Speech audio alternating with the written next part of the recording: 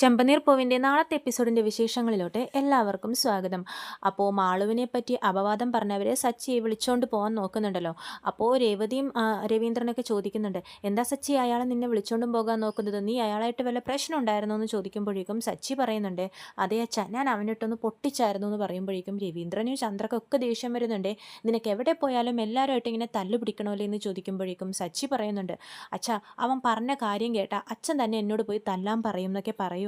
അപ്പോൾ രേവതി ചോദിക്കും, എന്താ സച്ചിയേട്ടാ, എന്താ കാര്യം എന്ന് ചോദിക്കുമ്പോഴേക്കും സച്ചിക്ക് അത് പറയാൻ ആദ്യം മടിയായിരിക്കും. കാരണം മാളുവിൻ്റെ അച്ഛനൊക്കെ അവിടെ ഇരിക്കുന്ന ടൈമാണല്ലോ. ആ അച്ഛൻ്റെ മുമ്പിൽ വെച്ച് തന്നെ സ്വന്തം മോളെ പറ്റി എങ്ങനെ പറയുന്നൊക്കെ ആലോചിച്ച് സച്ചി ഇങ്ങനെ മിണ്ടാതിരിക്കുവാണ്.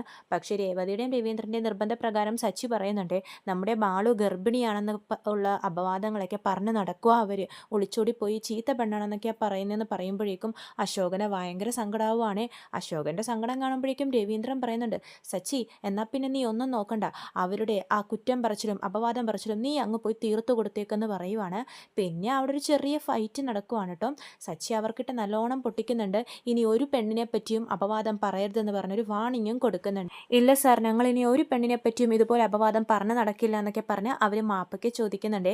പിന്നെ കാണിക്കുന്നത് മണ്ഡപത്തിലോട്ട് രണ്ട് മോഷ്ടാക്കൾ വരുവാണ്, ഒരു സ്ത്രീയും പുരുഷനുമാണ്. അവിടെ കല്യാണം നടക്കുന്ന സമയത്ത് എല്ലാവരും സ്വർണ്ണാഭരണങ്ങളൊക്കെ ഇട്ടിട്ടുണ്ടാവുമല്ലോ. അപ്പോൾ അവരുടെയൊക്കെ സ്വർണം അടിച്ചു മാറ്റാനാണ് ഇവരുടെ പ്ലാന്. കയ്യിലൊരു കത്രികയൊക്കെ ആയിട്ടാണ് വന്നിരിക്കുന്നത്. അപ്പോൾ ആ കൂട്ടത്തിലുള്ള ആൾ പറയുന്നുണ്ട്, ഒരു സ്ത്രീയും പുരുഷനുമാണ്. ആ പുരുഷൻ സ്ത്രീയോടായിട്ട് പറയുന്നുണ്ട്, നീ പറ്റാവുന്നത്ര മാക്സിമം സ്വർണം അടിച്ചു മാറ്റിക്കോ, ഏതായാലും എല്ലാവരുടെ കഴുത്തിലും കയ്യിലും ഒക്കെ അത് സ്വർണ്ണങ്ങളാണ്, നിനക്ക് പിന്നെ ആളറിയാതെ അത് പൊട്ടിച്ചെടുക്കാൻ പ്രത്യേകം മിടുക്കാണല്ലോ, എങ്ങാനും പിടിക്കപ്പെടുമെന്ന് കണ്ടാൽ കിട്ടിയ സ്വർണ്ണം എടുത്ത് നമുക്ക് മുങ്ങാം എന്നൊക്കെ പറയുവാണ്. അപ്പോൾ ആ സ്ത്രീയും അത് സമ്മതിക്കുന്നുണ്ട്. അങ്ങനെ രണ്ടുപേരും കൂടി അങ്ങനെ പതുങ്ങിയിരിക്കുവാണ് ഒരവസരം വരുമ്പോൾ മോഷ്ടിക്കാൻ വേണ്ടിയിട്ട്. അപ്പോഴാണ് നമ്മുടെ അശോകനങ്ങൾ വന്ന് രേവതിയോട് പറയുന്നത്, രേവതി, മുഹൂർത്തത്തിന് സമയമായി, മോള് പോയി മാളുവിനെ ഒന്ന് കൂട്ടിക്കൊണ്ട് വരുമെന്ന് ചോദിക്കുമ്പോഴേക്കും രേവതി ശരി അങ്കിളെ എന്ന് പറഞ്ഞിട്ട് മാളുവിൻ്റെ മുറിയിലോട്ട് പോവാണ്. അപ്പോൾ രേവതി പോകുമ്പോൾ കൂട്ടത്തിൽ ഈ സ്ത്രീയും പോവാണ്. കാരണം കല്യാണപ്പെണ്ണിൻ്റെ ദേഹത്തും കാണുമല്ലോ ഒരുപാട് ആഭരണങ്ങൾ. കിട്ടിയ അവസരത്തിൽ പെണ്ണിൻ്റെ സ്വർണ്ണം തന്നെ മോഷ്ടിക്കാൻ ഓർത്തിട്ടാണ് ഇവർ പോകുന്നത്. അപ്പോൾ രേവതി മുറിയിലോട്ട് പോകുമ്പോഴേക്കും അവിടെ മാള് നല്ല സുന്ദരിയായിട്ട് ഒരുങ്ങിയിരിക്കുവാണ്. അപ്പോൾ രേവതി പറയുന്നുണ്ട്, മാളു, ദേ മുഹൂർത്തത്തിന് സമയമായി, നമുക്ക് മണ്ഡപത്തിലോട്ട് പോകാമെന്ന് പറയുമ്പോഴേക്കും മാളു അവിടെയുള്ള ചേച്ചിമാർക്കൊക്കെ പരിചയപ്പെടുത്തി കൊടുക്കുന്നുണ്ട്. ഇതാണ് രേവതി ചേച്ചി, എൻ്റെ കല്യാണം നടക്കാൻ പ്രധാനപ്പെട്ട ഒരാൾ ഇവരാണെന്നൊക്കെ പറഞ്ഞ് രേവതിയെ ഭയങ്കര സന്തോഷത്തോടെയൊക്കെ പരിചയപ്പെടുത്തി കൊടുക്കുന്നുണ്ട്. രേവതിക്കും അത് കാണുമ്പോൾ ഭയങ്കര സന്തോഷമാവാണ്. അപ്പോഴേക്കും ആ രേവതിയുടെ കൂടെ വന്ന ആ മോഷ്ടാവായ സ്ത്രീ ഉണ്ടല്ലോ, അവർ പറയുന്നുണ്ട്, നിങ്ങളിങ്ങനെ വർത്താനം പറഞ്ഞ് നിൽക്കല്ലേ, അവിടെ മുഹൂർത്തത്തിന് സമയമായി, അങ്ങോട്ടേക്ക് ചെല്ല്, രേവതി മോളെ കൂട്ടിക്കൊണ്ട് പോകുന്നൊക്കെ പറയുവാണ്. അപ്പോൾ രേവതി ഇവരിങ്ങനെ സൂക്ഷിച്ച് നോക്കുന്നുണ്ട്. അപ്പോൾ മാളുവിൻ്റെ ഫ്രണ്ട്സൊക്കെ പറയുന്നുണ്ട്, മാളു, നീ ഇന്നലെ ഇട്ട നെക്ലസ് ഒന്നും ഇട്ടില്ലല്ലോ എന്ന് പറയുമ്പോഴേക്കും മാള് പറയുന്നുണ്ട്, അത് ഞാൻ എടുത്തതാ, പക്ഷേ ഈ സാരിക്ക് മാച്ച് ആവുന്നില്ലെന്ന് പറഞ്ഞു, അതുകൊണ്ട് അതൊക്കെ മാറ്റി വെച്ചിരിക്കുക എന്നൊക്കെ പറയുവാണ്. ഇത് കേൾക്കുമ്പോഴേക്കും ആ സ്ത്രീക്ക് ഭയങ്കര സന്തോഷമാവാണ്. രേവതി ഇവരെ തന്നെ ശ്രദ്ധിച്ചുകൊണ്ടിരിക്കുവാണ്. അങ്ങനെ രേവതി മാളുവിനെയും കൂട്ടി മുറിയിൽ നിന്നും പുറത്തിറങ്ങാൻ നേരത്ത് ഈ സ്ത്രീ ഇറങ്ങുന്നില്ല, മുറിയിൽ തന്നെ നിൽക്കുവാണ്. അപ്പോൾ രേവതി പറയുന്നുണ്ട്, ചേച്ചി വരുന്നില്ലേ എന്ന് ചോദിക്കുമ്പോഴേക്കും, നിങ്ങൾ പോയിക്കോ, രേവതിയല്ലേ ഈ കല്യാണം മുൻകൈയെടുത്ത് നടക്കുന്നത്, രേവതിയാണ് അവിടെ മാളുവിൻ്റെ കൂടെ തന്നെ വേണ്ടതെന്നൊക്കെ പറയുവാണ്. അപ്പോൾ രേവതി ചോദിക്കുന്നുണ്ട്, നിങ്ങൾ ആരുടെ കൂട്ടരാ, പെണ്ണിൻ്റെ ആണോ ചെക്കൻ്റെ ആണോ എന്ന് ചോദിക്കുമ്പോഴേക്കും ആ സ്ത്രീ പറയുന്നുണ്ട്, ഞങ്ങൾ ചെക്കൻ വീട്ടുകാരാന്നൊക്കെ പറയുവാണ്. അപ്പോൾ രേവതി ഇങ്ങനെ തന്നെ നോക്കിക്കൊണ്ടിരിക്കുമ്പോഴേക്കും അവർ പറയും, മുഹൂർത്തത്തിന് സമയമായി മോളെ, ഞാൻ ഒരു ഫോൺ ചെയ്തിട്ട് വരാമെന്ന് പറയുവാണേ. അങ്ങനെ രേവതി മാളുവിനെയും കൊണ്ട് പുറത്തിറങ്ങാൻ നേരത്തെ ഇവരെളുപ്പം വാതിൽ ലോക്ക് ചെയ്യാൻ പോകുമ്പോഴേക്കും ഇവരുടെ കയ്യിലിരുന്ന കത്രിക പെട്ടെന്ന് താഴെ വീഴുവാണ്. അപ്പോൾ രേവതി അത് കണ്ടിട്ട് ഇങ്ങനെ സൂക്ഷിച്ച് നോക്കുന്നുണ്ട്. അപ്പോൾ രേവതി ചോദിക്കും, ഇതെന്താ കയ്യിൽ കത്രികയൊക്കെ ആയിട്ട്? അപ്പോൾ അവർ പറയുന്നുണ്ട്, അത് പിന്നെ ഞാൻ എല്ലാവർക്കും വരുന്നവർക്കൊക്കെ പൂ മുറിച്ച് കൊടുക്കുമായിരുന്നു, അപ്പോൾ ഇനി ആരെങ്കിലും പൂ ചോദിച്ച് വരുമ്പോൾ കത്രിക എവിടെയാണെന്ന് അന്വേഷിച്ച് നടക്കണ്ടല്ലോ, അതുകൊണ്ട് ആ കൂടെ പിടിച്ച് നടക്കുവാന്ന് പറയുവാണ്. അപ്പോൾ രേവതി ഇങ്ങനെ സൂക്ഷിച്ച് നോക്കുമ്പോഴേക്കും ഇവരിങ്ങനെ ദേഷ്യത്തിൽ ചോദിക്കുന്നുണ്ട്, നിനക്കെന്താ എന്നെ സംശയമാണോ എന്ന് ചോദിക്കുമ്പോഴേക്കും രേവതി പറയും, അല്ല, ഇങ്ങനെ കത്രിക ആരും കൈ പിടിച്ച് നടക്കില്ലല്ലോ, ആരുടെയെങ്കിലും ദേഹത്ത് കുത്തി വല്ല അപകടമൊക്കെ സംഭവിച്ചാലോ എന്ന് പറയുമ്പോഴേക്കും ആ ചേച്ചി പറയുന്നുണ്ട്, അതൊക്കെ ശ്രദ്ധിക്കാൻ എനിക്കറിയാം, ഞങ്ങളൊക്കെ ചെക്കൻ്റെ വീട്ടുകാരാ, നിനക്കെന്നെ സംശയം ഉണ്ടെങ്കിൽ പറ എന്ന് പറയുമ്പോഴേക്കും രേവതി, ഹേയ് ഇല്ല ഇല്ല, ഞാൻ മാളുവിനെയും കൂട്ടി പോട്ടെ എന്ന് പറഞ്ഞ് പോവാണ്. അങ്ങനെ രേവതിയും ആ ചേച്ചിയും പുറത്തിറങ്ങുന്നുണ്ട്. അപ്പോൾ രേവതിയുടെ കൂടെ തന്നെ അങ്ങനെ രേവതി മുറി ലോക്ക് ചെയ്തിട്ട് മാളുവിനെയും കൂട്ടി മണ്ഡപത്തിലോട്ട് പോവാണ്. അങ്ങനെ മണ്ഡപത്തിലെത്തി വിവാഹമൊക്കെ നല്ല മംഗളമായിട്ട് നടക്കുന്നുണ്ട്. ഭയങ്കര സന്തോഷത്തോടെ സ്നേഹത്തോടെ കൂടെ തന്നെ ആ കല്യാണം നടക്കുവാണ്. പക്ഷേ രേവതിയുടെ ഉള്ളിലുള്ള സംശയം പോകുന്നില്ല. രേവതി ഓടിപ്പോയിട്ട് സച്ചിനോട് ഈ കാര്യം പറയുന്നുണ്ട്, സച്ചിയേട്ടാ, ഞാൻ മാളുവിനെ മുറിയിൽ നിന്ന് വിളിച്ചുകൊണ്ട് വരാൻ പോയപ്പോഴേക്കും അവിടെ ഒരു സ്ത്രീ ഉണ്ടായിരുന്നു, ചോദിച്ചപ്പോഴേക്കും ചെക്കൻ്റെ വീട്ടുകാരാന്നാ പറഞ്ഞത്, പക്ഷെ കയ്യിൽ ഒരു കത്രികയും കരുതിയിട്ടുണ്ടായിരുന്നു എന്ന് പറയുമ്പോഴേക്കും സച്ചി പറയുന്നുണ്ട്, കത്രിക കരുതിയിട്ടുണ്ടായിരുന്നോ? അവരെന്തിനാ കത്രികയും കൊണ്ടൊക്കെ നടക്കുന്നത്? എനിക്കറിയില്ല സച്ചിയേട്ടാ, അവരെനിക്ക് നല്ല സംശയമുണ്ടെന്ന് പറയുമ്പോഴേക്കും സച്ചി പറയും, നിനക്കെന്നാ അപ്പം തന്നെ എന്നെ വിളിച്ചൂടായിരുന്നോ? സംശയം ഉണ്ടെങ്കിൽ നമുക്ക് അത് അപ്പം തന്നെ തീർക്കണം, അല്ലാതെ ഇങ്ങനെ മനസ്സിലിട്ടുകൊണ്ട് കൊണ്ട് നടക്കരുതെന്ന് പറയുമ്പോഴേക്കും രേവതി പറയുന്നുണ്ട്, ഹേ അല്ല സച്ചിയേട്ടാ, ഇനി അവർ ശരിക്കും ചെക്കൻ്റെ വീട്ടുകാർ തന്നെയാണെങ്കിലോ? ഇനി ഞാൻ എന്തെങ്കിലും സംശയം പ്രകടിപ്പിച്ചു കഴിഞ്ഞാൽ ഇത് വലിയൊരു ഇഷ്യൂ ആക്കിയിട്ട് ഈ കല്യാണം എങ്ങാനും മുടങ്ങിപ്പോയാലോ? എനിക്കത് എൻ്റെ ആ ടെൻഷൻ കാരണമാണ് ഞാനതപ്പോൾ പറയാതിരുന്നതെന്ന് പറയുമ്പോഴേക്കും സച്ചി പറയുന്നുണ്ട്, അവരേതായാലും ഇവിടെ തന്നെ ഉണ്ടാവുമല്ലോ, നീ അവരുടെ ദേഹത്തൊരു കണ്ണ് വെച്ചേക്കെന്ന് പറയുമ്പോഴേക്കും രേവതി ശരി സച്ചിയേട്ടാ എന്ന് പറഞ്ഞ് പോവാണ്. ആ സ്ത്രീ എന്നിട്ട് ആ താക്കോൽ എങ്ങനെയൊക്കെയോ ഒപ്പിച്ചിട്ട് മുറി തുറന്നിട്ട് മാളുവിൻ്റെ സ്വർണ്ണങ്ങളൊക്കെ ആ മുറിയിൽ നിന്നും എടുത്തുകൊണ്ടും പോവാണേ. നല്ല കനമുള്ള വെയിറ്റുള്ള സ്വർണ്ണാഭരണങ്ങളൊക്കെ ആയിരുന്നു മാളുവിൻ്റെ. അവർക്കപ്പോൾ സന്തോഷമാവാണ്. ഓ, ഈ പെണ്ണിൻ്റെ സ്വർണ്ണം തന്നെ മതിയല്ലോ, ഇനി വേറെ ആരുടെയും മുറിച്ചെടുക്കാനൊന്നും നിൽക്കണ്ടെന്ന് പറഞ്ഞിട്ട് ആ മാളുവിൻ്റെ സ്വർണ്ണങ്ങളൊക്കെ ബാഗിലാക്കിയിട്ട് ഇവർ എളുപ്പം അവിടെ നിന്ന് രക്ഷപ്പെട്ട് ഓട്ടോയിൽ കയറാൻ പോവാണേ.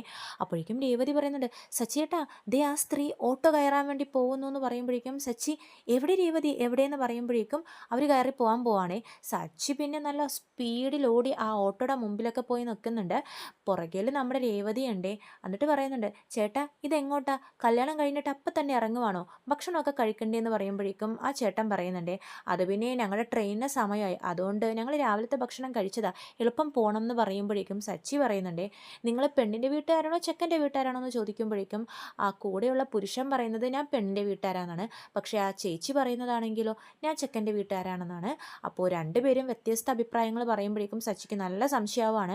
അപ്പോൾ സച്ചി എളുപ്പം ഫോൺ എടുത്ത് ഇങ്ങനെ ഡയൽ ചെയ്യുമ്പോഴേക്കും അവർ പറയുന്നുണ്ട്, ചേട്ടാ ഞങ്ങൾക്ക് പോകണം എന്ന് പറയുമ്പോഴേക്കും സച്ചി പറയും, നിങ്ങളെ എളുപ്പം കൊണ്ടുപോകാൻ പറ്റുന്ന ഒരു വണ്ടിയാണ് ഞാനിപ്പോൾ വിളിക്കുന്നത്, ഓട്ടോക്കൊന്നും പോകണ്ടെന്ന് പറയുമ്പോഴേക്കും അവരിങ്ങനെ സൂക്ഷിച്ച് നോക്കുവാണേ. അപ്പോഴേക്കും സച്ചി ഫോണിൽ കൂടി ഹലോ പോലീസ് സ്റ്റേഷൻ എന്ന് പറയുമ്പോഴേക്കും ഇവർ ഓട്ടോയിൽ നിന്നെടുത്ത് ഓടുവാണ് ആ ബാഗും കൊണ്ട്. അപ്പോഴേക്കും സച്ചി ഇവരെ ഫോളോ ചെയ്തൊക്കെ പോകുന്നുണ്ട്. പിന്നെ അവിടെ ചെറിയ ഫൈറ്റൊക്കെ നടക്കുന്നുണ്ട്. അവർ കയ്യിലുള്ള കത്രികയൊക്കെ കൊണ്ട് രേവതിയുടെ കയ്യിൽ പരിക്കേൽപ്പിക്കുന്നുണ്ട്. പക്ഷേ രേവതി ആണെങ്കിലോ എന്തൊക്കെ ചോര കയ്യിൽ നിന്നും പോയിട്ടും അവരെ വിടാനൊന്നും തയ്യാറാവുന്നില്ല. അവരുടെ കയ്യിൽ നിന്ന് ബാഗൊക്കെ പറിച്ചു മേടിച്ച് രേവതി ഓടുവാണ്. ബഹളങ്ങളൊക്കെ കേട്ട് ആൾക്കാരൊക്കെ ഓടിക്കൂടുന്നുണ്ട്. അശോകൻ അങ്കിളൊക്കെ വരുന്നുണ്ട്. എന്താ മോനെ എന്താ പ്രശ്നം എന്ന് പറയുമ്പോഴേക്കും, അങ്കിളെ ദേ ഇവന്മാരെ വിടരുത്, എത്രയും പെട്ടെന്ന് ഇവരെ പോലീസിൽ ഏൽപ്പിക്കണം, ഇവരെ ഇവിടെ നിന്ന് എന്തൊക്കെയോ മോഷ്ടിച്ചുകൊണ്ടും പോവുക, അത് ആ ബാഗിൽ എന്തൊക്കെയുണ്ടെന്ന് നോക്കാൻ പറയുമ്പോഴേക്കും അങ്കിള് തുറന്ന് നോക്കുമ്പോഴേക്കും നിറച്ചും സ്വർണ്ണാഭരണങ്ങളെ, അതും മാളുവിൻ്റെ സ്വർണ്ണാഭരണങ്ങളാണ്. അശോകനങ്ങളുടെ ഭയങ്കര സന്തോഷമാണ്, മോനെ ഇതിൻ്റെ മാളുവിൻ്റെ സ്വർണ്ണങ്ങളാന്നൊക്കെ പറയുവാണ്. അപ്പോൾ നോക്കുമ്പോഴേക്കും രേവതിയുടെ കയ്യിൽ നിന്ന് ബ്ലഡ് വരുന്നത് കാണുന്നുണ്ട്. സച്ചി എന്താ ഇത്? അപ്പോൾ അത് പിന്നെ അവർ ആ കത്രികയും കൊണ്ട് രേവതിയെ കുത്തി പരിക്കേൽപ്പിച്ചു എന്ന് പറയുവാണ്. അപ്പോൾ അശോകനങ്ങൾ സങ്കടമാവുന്നുണ്ട്. മോനെ സ്വർണം പോണെങ്കിൽ പോട്ടായിരുന്നു, ജീവൻ ആപത്ത് വെച്ച് കളിക്കണമെന്ന് പറയുമ്പോഴേക്കും രേവതി പറയുന്നുണ്ട്, അതൊന്നും കുഴപ്പമില്ല എന്ന് പറയുവാണ്. രവീന്ദ്രനൊക്കെ ഇത് കാണുമ്പോൾ ഭയങ്കര സങ്കടമാവാണ്. രവീന്ദ്രൻ പറയുന്നുണ്ട്, സച്ചി നീ എത്ര വേഗം രേവതിയെ ഹോസ്പിറ്റലിൽ കൊണ്ടുപോകണം, ഇനി ബ്ലഡ് പോകുന്നതും വെച്ച് ഇവിടെ നിൽക്കണ്ട എന്നൊക്കെ പറഞ്ഞിട്ട് അവരെ ഹോസ്പിറ്റലിലോട്ട് പറഞ്ഞു വിടുവാണേ. ഏതായാലും സച്ചിയുടെയും രേവതിയുടെയും ധൈര്യം കണ്ടിട്ട് എല്ലാവരും അവരെ കൈയടിച്ച് പ്രോത്സാഹിപ്പിക്കുന്നൊക്കെയുണ്ട്. അശോകനങ്ങളിലും ഭയങ്കര സന്തോഷമാവാണ്. അങ്ങനെ കല്യാണമൊക്കെ കഴിയുമ്പോഴേക്കും ശ്രുതി പോയി ഇളയച്ചൻ അടുക്കളയിൽ ഒളിച്ചു നിൽക്കുവാണല്ലോ. ഇളയച്ചനോടായിട്ട് പറയുന്നുണ്ട്, അതെ സച്ചിൻ രേവതിയൊക്കെ പോയി, ഇനി ബീരാനിക്ക അടുക്കളയിലൊന്നും ഒളിച്ചു നിൽക്കണ്ട, നേരെ ഹോളിലോട്ട് പോയിക്കോ എന്നൊക്കെ പറയുവാണ്. അപ്പോൾ ബീരാന് ഭയങ്കര സന്തോഷമാവുന്നുണ്ട്. ഓ, എൻ്റെ മോൻ താലി കെട്ടുന്നത് ഞാനിവിടെ അടുക്കളയിൽ നിന്നും ഒളിച്ചിരുന്ന് നോക്കിയാൽ കണ്ടത്, ഇനിയെങ്കിലും എനിക്ക് മനസ്സമാധാനത്തോടെ അവിടെ പോയി ഒന്ന് നിൽക്കാമല്ലോ എന്നൊക്കെ പറയുവാണ്. അങ്ങനെ ബീരാനും ശ്രുതിയും തമ്മിലുള്ള സംഭാഷണം അവിടെ അവസാനിക്കുമ്പോഴേക്കും ശ്രീകാന്ത് പറയുന്നുണ്ടേ, അച്ഛാ ഞാൻ റിസോർട്ടിലൊരു മുറി ബുക്ക് ചെയ്തായിരുന്നെന്ന് പറഞ്ഞില്ലേ, ഞാനും വർഷയും കൂടി ഇറങ്ങുവാണ് എന്ന് പറഞ്ഞിട്ട് അവരിറങ്ങുവാണ് അവിടെ നിന്ന്. അപ്പോൾ രവീന്ദ്രനും അശോകൻ അങ്കളുടെ അടുത്ത് പറയുന്നുണ്ടേ, ഞങ്ങളും പോവാ അശോക, എനിക്ക് വീട്ടിൽ പോയിട്ട് കുറച്ച് പണിയും കാര്യങ്ങളൊക്കെ ഉണ്ടെന്നൊക്കെ പറഞ്ഞിട്ട് അവരും അവിടെ നിന്ന് ഇറങ്ങുവാണ്. അശോകൻ ഇനിയും ചടങ്ങുകളുണ്ട്, പോകല്ലേ, ചെക്കൻ്റെ വീട്ടിലൊക്കെ പോകാനുണ്ടെന്ന് പറഞ്ഞിട്ടൊന്നും ഇവർ കേൾക്കുന്നില്ല. ഇവരിറങ്ങുവാണ്. ശ്രുതിയും അതുപോലെ തന്നെ ഇറങ്ങുവാണ്, ഷോറൂം തുറക്കണം എന്ന് പറഞ്ഞിട്ട്. അങ്ങനെ എല്ലാവരും അവിടെ നിന്നും പോയി എന്നുള്ള സമാധാനത്തിൽ വീരൻ ഹോളിലോട്ട് വരുവാണ് ഇവരെ അനുഗ്രഹിച്ച് വീട്ടിലോട്ട് കൂട്ടിക്കൊണ്ടുപോകാൻ വേണ്ടിയിട്ട്. അപ്പോഴേക്കും നമ്മുടെ സച്ചിൻ രേവതിയും ഇങ്ങനെ കടന്ന് വരുവാണ്. ഹോസ്പിറ്റലിൽ പോയി എളുപ്പം ബാൻഡേജൊക്കെ കെട്ടിയിട്ടൊക്കെ വരുവാണ്. ഇവരെ കാണുന്നതും ബീരൻ അങ്ങോട്ട് ഷോക്കായിട്ട് നിൽക്കുവാണ്. സച്ചിൻ രേവതി പറയുന്നുണ്ട്, സച്ചിയേട്ടാ അത് നോക്കിക്കേ, നമ്മുടെ ശ്രുതിയുടെ ഇളയച്ചൻ. അങ്ങനെ ഇവർ രണ്ടുപേരും പരസ്പരം കണ്ടതോടുകൂടെ ഇങ്ങനെ ഷോക്കായിട്ട് നിൽക്കുവാണ്. ഇത്രയും കാണിച്ചുകൊണ്ടാണ് നാളത്തെ എപ്പിസോഡ് അവസാനിക്കുന്നത്. ചെമ്പനീർ പൂവിൻ്റെ കൂടുതൽ വിശേഷങ്ങൾ ഞാൻ എൻ്റെ ചാനലിലൂടെ അപ്ലോഡ് ചെയ്യുന്നതാണ്. ചാനൽ സബ്സ്ക്രൈബ് ചെയ്യാത്തവർ സബ്സ്ക്രൈബ് ചെയ്യണം.